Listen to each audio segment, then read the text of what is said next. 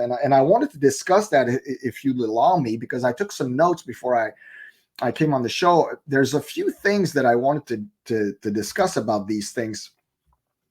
Um, I took notes. Let me just check here. Yeah. So Until you find your notes, I wanted to say that initially I named the episode Agartha, and then when I saw I don't have time enough to study about Agartha, which yeah, is another underground realm, yeah. specifically It's Asian and Buddhist, I deleted that name, and I'm like, let me just focus for now on this book. And when it comes to Agartha, I can do that episode, in the future. yeah, Agartha. I looked into it a little bit because obviously it's tied into this subject. Um, it's interesting because it's more. It has more to do with Tibet, because it would be accessible through there in the mountains of Tibet. And apparently, there's some accounts that may indicate that some people might have found the inner world, the inner kingdom of Agartha, which Shambhala. I think Shambhala is the capital city of Agartha, and it has it's connected more to I guess Eastern thought, that particular kingdom of Agartha, uh, but it's still inside the earth. It's an inner realm as well. I don't know if you've ever heard the testimony of Phil Schneider and the Dulce base. No, but I watched the documentary about Agartha like a month or 2 months ago, and it was very about New Thought, Theosophy, and this Yeah, supreme ruler underground who is nothing like Jesus and Yahweh from the Bible. So it seems very more demonic. esoteric, more Eastern philosophy related, but interesting nonetheless. If you look into it, there's obviously some documentation about that. So it could be, like I said, one of the territories that's found under in the inner earth. Another interesting thing that a lot of people have seemed to have found is um, the possibility of alien beings under the earth. So Phil Schneider is one of them. So Phil Schneider worked for the U.S. government. He was a geologist, okay, and he was hired in a secret project where the U.S. government was digging and building DUMBs, so deep underground military bases.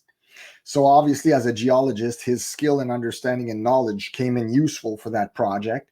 But in one instance where they were digging deep, I haven't listened to Phil Schneider, by the way, in the last 15 years, but when they were digging, they encountered alien grays, alien beings under the earth.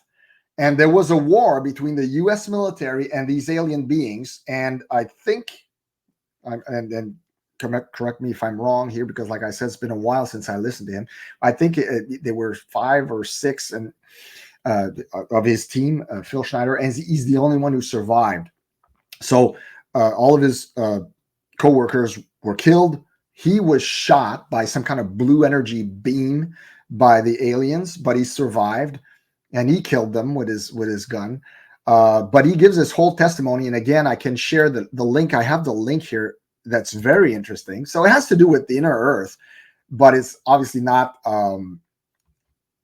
like the inner Earth that we're talking about when we're talking about the accounts that we talked about earlier, but still inner Earth. So that's one, and I'm sharing it here in the private chat if you want to relay it to your audience.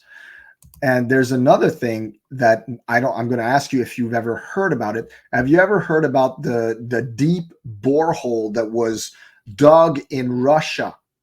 It's called the Kola Super Deep Borehole, and it was a scientific drilling project the Soviet Union did. It's quite a long time ago.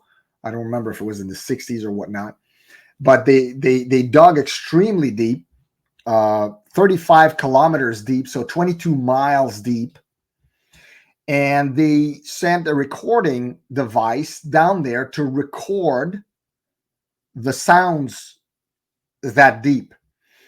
And if your audience is interested, the sounds that came back were simply horrific. In some podcasts, they've been called sounds of hell. So I'm just going to put the link here. I can write sounds of hell because gotta know what it's about. You know what? Until you find the link, I have to say that years ago I heard about something similar. I don't remember details because I love learning, listening, and reading a plethora of different things. There you go. But I remember that in some countries, some scientists were digging deep, and what they heard underground were like, and some Christians were comparing that as souls who are trapped and waiting for damnation to hell because they heard human cries and screams. Exactly. That's exactly it. Yeah. That's and if you're gonna have chills. If you listen to that, you're gonna have chills. So it's apparently, again, is it really that? I don't know. I mean, but I'm sharing it nonetheless because it's interesting to research. It could be. I mean, it could be. So again, that's another thing that we would have under the earth, possibly, is the realm of the dead or hell or whatever other scriptural depiction of what's under the earth, right? So that's another thing that I wanted to share with your audience. Another one is called Mel's Hole. So Mel's Hole is a mysterious pit that some people have said that could be as deep as 80,000 feet. And it's located somewhere in the middle of Washington near Ellensburg. So I'm going to share that link, which is also possibly something they would be interested in when you're researching the topic of the inner earth, because again, it's under the earth, right? So Mel's Hole. Another one is, I think that's it. That covers it for now.